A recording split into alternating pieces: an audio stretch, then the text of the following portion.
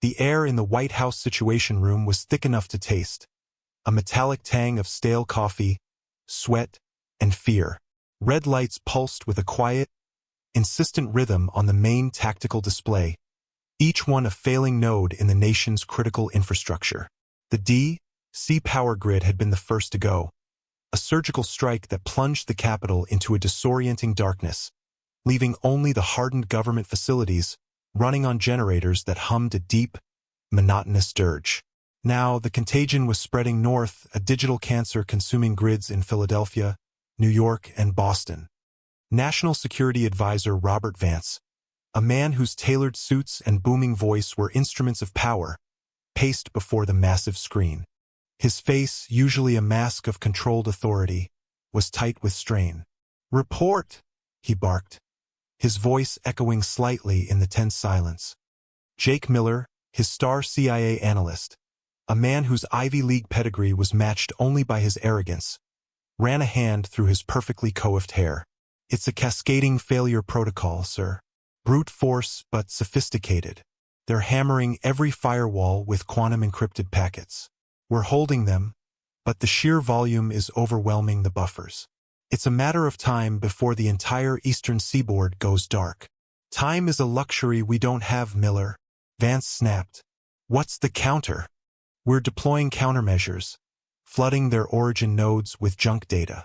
It's a slugging match. We just need more processing power. I've requested access to the NSA's Utah data center servers. If we can get that fire hose online, we can push them back."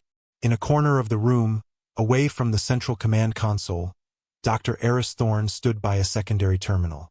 She was an anomaly in this room of sharp angles and sharper egos. Her gray pantsuit was functional, not fashionable. Her dark hair was pulled back in a simple, severe bun. She observed the chaos with an unnerving stillness, her eyes scanning the raw data streams on her monitor, lines of code scrolling past so quickly they were a blur to anyone else. She was a data analyst from a dusty corner of the Pentagon's research division, brought in because the attack had first manifested as a statistical anomaly in energy consumption reports, her specific field of expertise.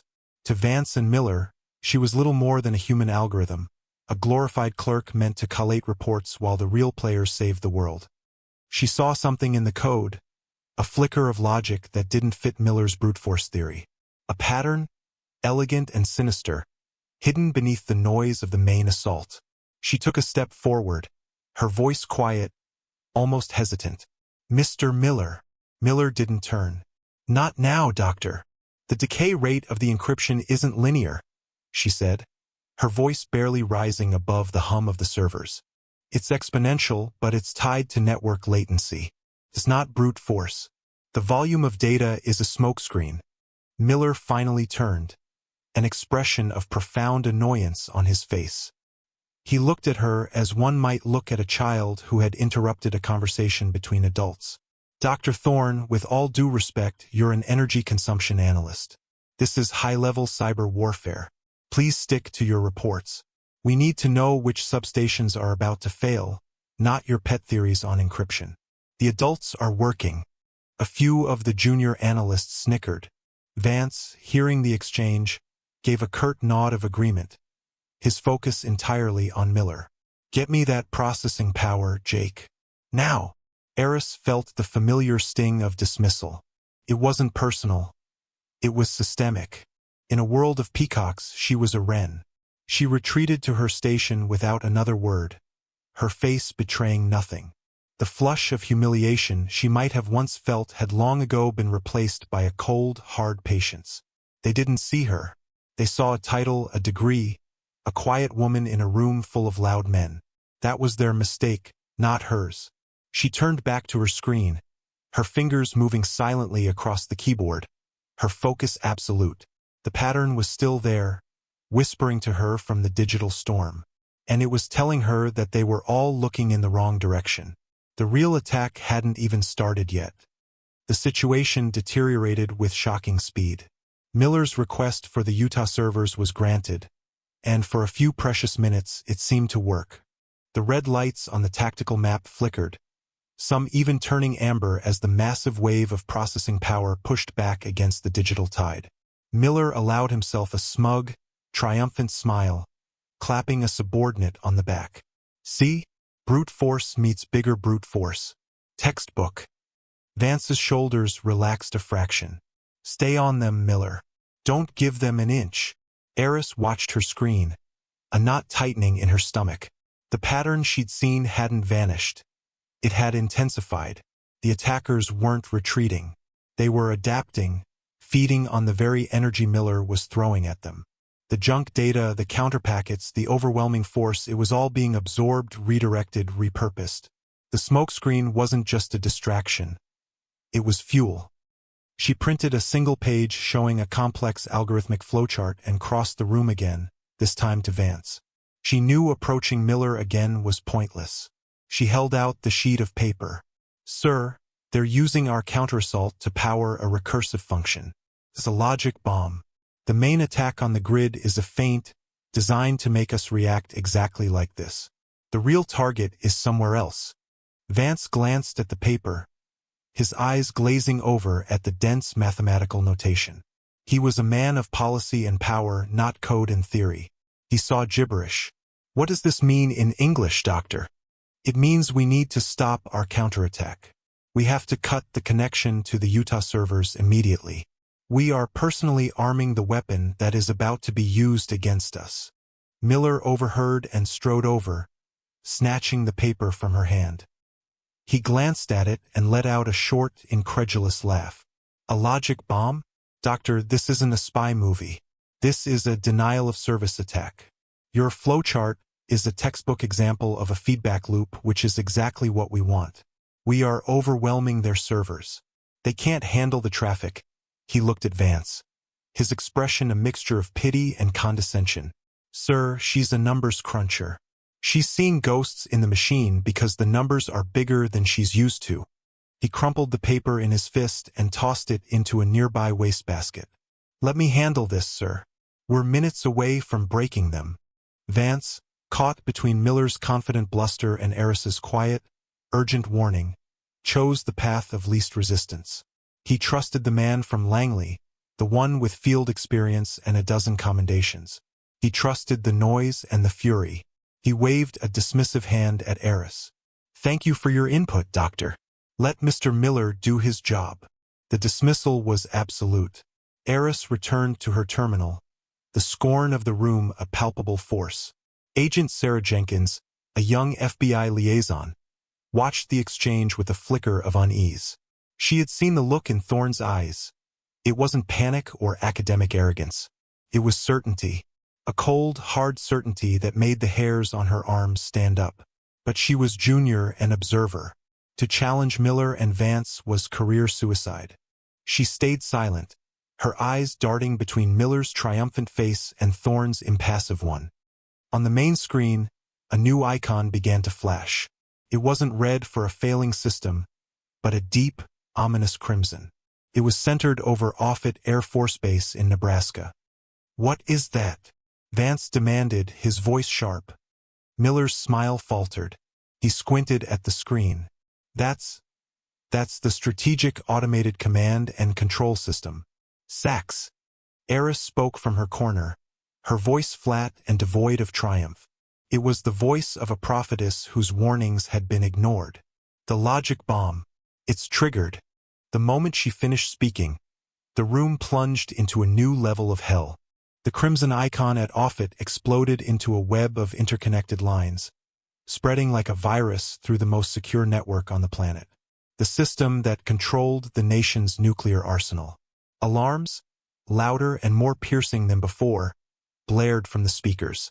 The secure video links to the Pentagon and NORAD flickered and died, replaced by static. What's happening? Vance roared, his face ashen. Miller stared at his console, his hands hovering uselessly over the keyboard. The code scrolling on his screen was no longer the familiar, chaotic assault. It was something else, something clean, perfect, and utterly malevolent. It was rewriting SACCS protocols in real time. He had been so focused on the front door that he hadn't noticed the enemy was already inside, having patiently waited for him to hand over the key.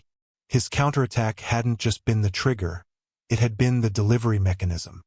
"They're inside his," he whispered, his voice cracking.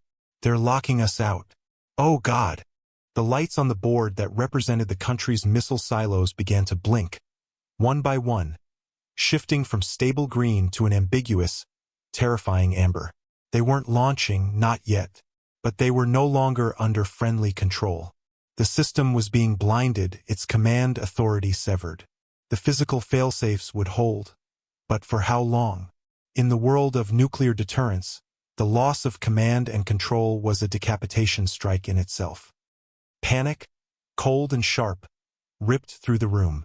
Junior analysts were shouting, pointing at screens that showed cascading system failures. The generals from the Joint Chiefs, who had been on a secure conference call, were gone, their screens now dead. Vance stumbled back, his hand on the table to steady himself. His entire career, his entire worldview was built on the premise of control. And in the space of 30 seconds, he had lost it completely. He turned on Miller, his face a mask of fury and terror. You did this. You walked us right into it." Miller couldn't respond. He was a statue of horrified disbelief, his arrogance shattered into a million pieces. He had been played. He had been arrogant, and he had been stupid, and he had just brought the most powerful nation on Earth to the brink of an unimaginable catastrophe. The hotshot from Langley was frozen, staring at the abyss he had single-handedly opened. Agent Jenkins watched the meltdown, her heart pounding against her ribs. She looked at Miller's vacant expression, at Vance's impotent rage, and then her gaze was drawn across the room, to Dr. Eris Thorne. In the midst of the escalating chaos, Eris was an island of absolute calm. She rose from her chair, not with haste, but with a deliberate, fluid motion. The quiet, overlooked analyst was gone. The woman who now moved toward the center of the room had a different posture, a different energy. Her shoulders were back, her gaze sharp and focused, sweeping across the failing systems with an immediate, calculating assessment. The air of academic timidity had evaporated, replaced by an aura of cold, lethal competence. She walked directly to the main command console, the one Miller had just abandoned in his stupor. She didn't ask for permission. She didn't wait for an order. She simply took control. Her hands moved to the keyboard, and she sat down. "Get away from there," Miller finally stammered, snapping out of his trance. "You don't have the clearance. You'll corrupt the entire backbone." Eris didn't even look at him. Her fingers were already moving, a blur of motion across the keys. The frantic, panic typing of the other analysts was a stark contrast to her movements. Hers were economical, precise, each keystroke carrying immense weight. A command line interface, stark black and green, appeared on the main screen, overriding the panicked graphical displays. "Your backbone is already severed," she said, her voice cutting through the noise like a shard of ice. It was the same quiet tone, but now it held an undeniable weight of command. "I'm not saving it. I'm building a new 1-inch." Vance, desperate and seeing the utter failure of his own team, made a split-second decision. He pointed a trembling finger at Miller and the other security officers who had started to move toward Eris. "Stand down. All of you. Let her work." Silence fell over the immediate area around the console. Everyone watched, mesmerized, as Eris worked. She wasn't fighting the malicious code. That would be like trying to fight a tidal wave with a bucket. Instead, she was executing a digital strategic retreat. She isolated the core functions of the SACCS network, the communication protocols, the launch authenticators, the early warning system relays, and began migrating them. She wasn't using the primary government networks. They were compromised, a battlefield already lost. Instead, she typed a string of authorization codes that no one in the room recognized. A new system flickered to life on her screen, a ghost in the machine. It was a legacy network, a deep-level, encrypted communication web built during the Cold War, designed to survive a nuclear holocaust. It was a system that officially didn't exist. "What is that?" Jenkins whispered, leaning closer. "That's not a DoD network." "It's cleaner," Eris replied without looking up. She was creating a digital firebreak, a scorched earth policy to halt the virus's spread. With a few precise commands, she severed the connections between the infected commercial grid and the military's internal systems. The red lights on the map didn't turn green, but they stopped spreading. She had contained the infection. Now came the hard part. She had to regain control of the missile silos. The attackers had locked them down using a master control protocol routed through a hijacked military communications satellite, a high-orbit bird known as Argus 7. To regain control, she had to sever that uplink. "She's trying to disable the Argus 7 uplink," Miller said, his voice a mix of awe and disbelief. He had recognized the satellite's signature. "She can't. The control protocols are locked by triple-layer quantum encryption tied to a biometric key.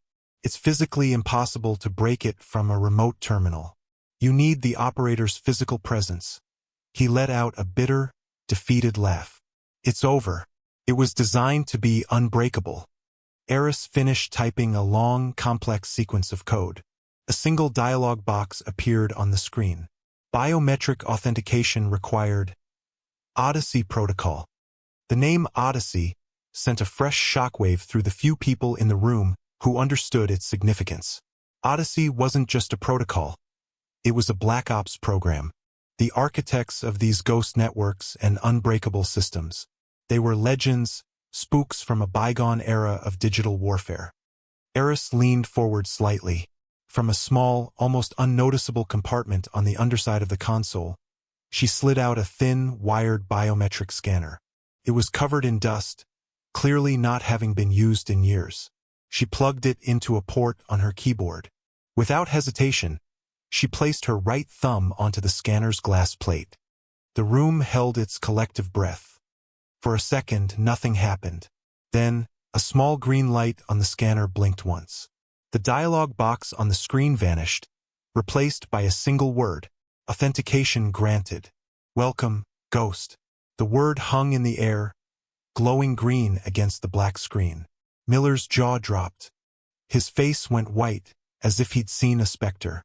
Jenkins gasped, her mind racing, trying to connect the quiet academic with the legendary call sign. Eris's face remained a mask of concentration. Her fingers typed one last command string, short and brutally efficient. Quadrupling Cargus 7 terminate _ override execute. She pressed enter. On the main tactical display, a small icon representing the Argus 7 satellite, which had been glowing crimson, blinked once and went dark. Across the map of the United States, the amber lights over the missile silos flickered back to a steady, solid green. The alarms fell silent. The hostile code, its command node severed, dissolved into inert data. The attack was over. A profound, echoing silence descended upon the situation room. The only sound was the gentle hum of the backup generators and the soft clicking of Eris logging out of the ghost network. She systematically closed the command line, and as she did, the system erased its own traces, leaving the standard government interface on the screen as if nothing had ever happened. The door to the room opened, and the President of the United States walked in, flanked by Secret Service agents. His face was grim, having been briefed on the near disaster and its sudden, inexplicable reversal. He surveyed the scene. The pale, sweating faces of the nation's top security advisors, the stabilized boards, and the quiet woman sitting alone at the main console, wiping down her keyboard with a small antiseptic cloth. Vance met the president's gaze. "Mr. President, the situation is contained." The president nodded slowly, his eyes finding Eris. He looked at her not with confusion, but with a flicker of recognition, of profound understanding. He walked past Vance and Miller, past the entire stunned assembly, and stood near the console.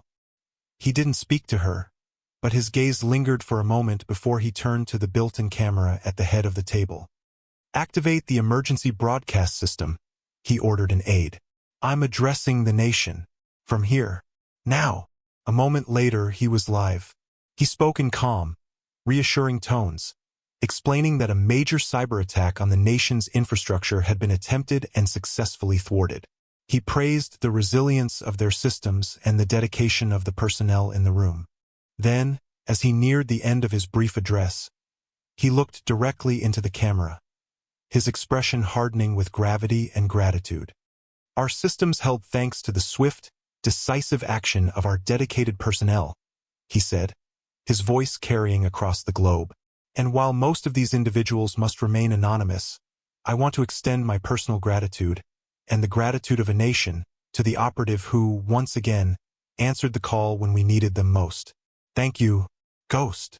The call sign, spoken by the president on a live, global broadcast, landed in the silent room with the force of a physical blow.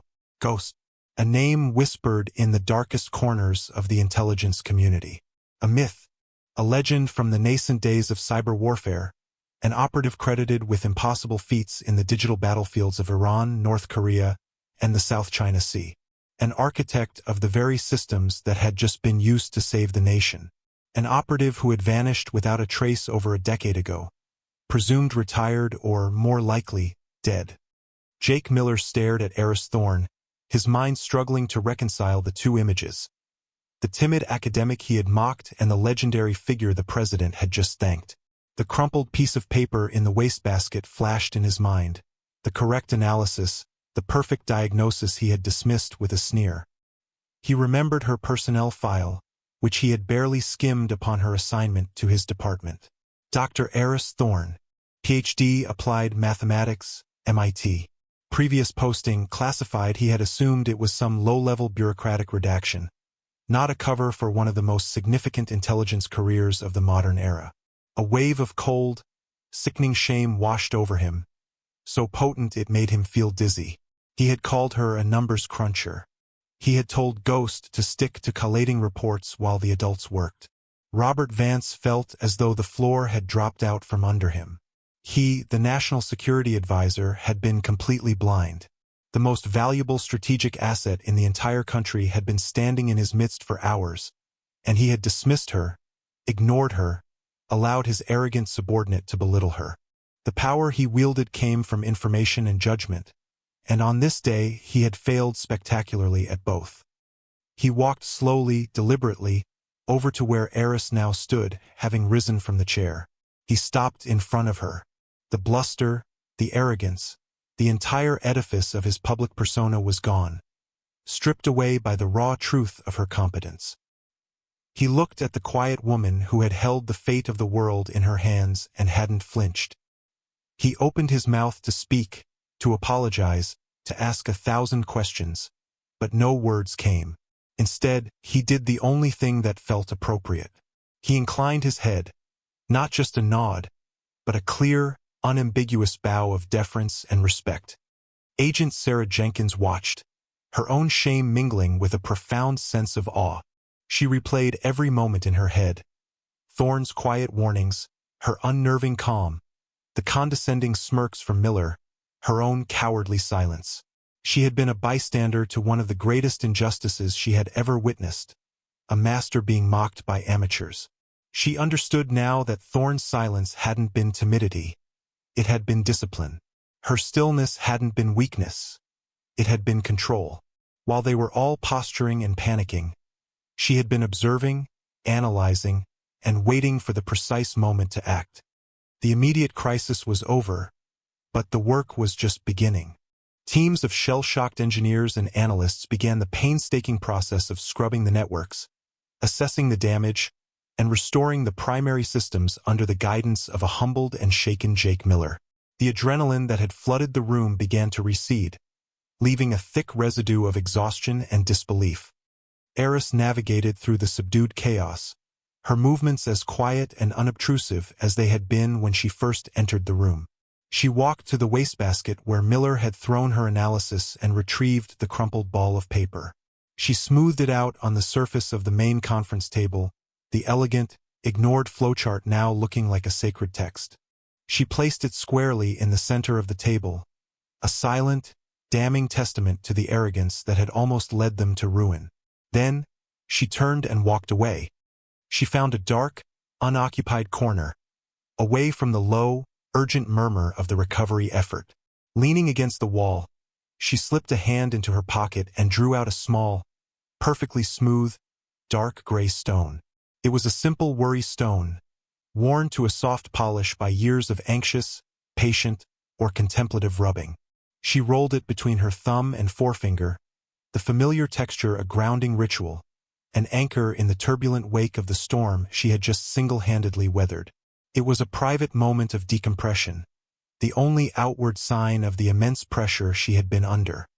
After several minutes, Agent Jenkins approached her, her steps hesitant. She stopped a few feet away, unsure of what to say, how to even begin to bridge the chasm of her earlier complicity. "Dr. Thorne," she began, her voice barely a whisper. "Ghost. I'm sorry. For not listening. For everything." Eris stopped rubbing the stone. She looked up, her dark eyes meeting Jenkins's. They were filled with a deep, weary exhaustion, but held no trace of anger, no hint of an "I told you so." There was only a quiet, profound acceptance. She gave a small, almost imperceptible nod. It was enough. It was everything. Forgiveness wasn't necessary because blame had never been a part of her equation. There was only the problem and the solution. The noise in between was irrelevant. As the frantic work continued, the first tentative rays of dawn began to slice through the armored windows of the Situation Room. The pale, gray light of a new day washed over the exhausted faces, illuminating the dust motes dancing in the air. The light caught Eris, standing in her quiet corner, and for a moment, it highlighted the thin, silvery scar that cut through her left eyebrow, a detail no one had bothered to notice before. It was a map of a history they couldn't possibly comprehend. Across the room, Robert Vance watched her. He was on a secure line, his voice low but firm. "Get me everything you have on Operation Nightshade," he commanded. There was a pause. "Yes, the ghost files. Level 10 clearance. Presidential authority. Unseal them." He hung up the phone, his gaze remaining fixed on Eris. He finally understood.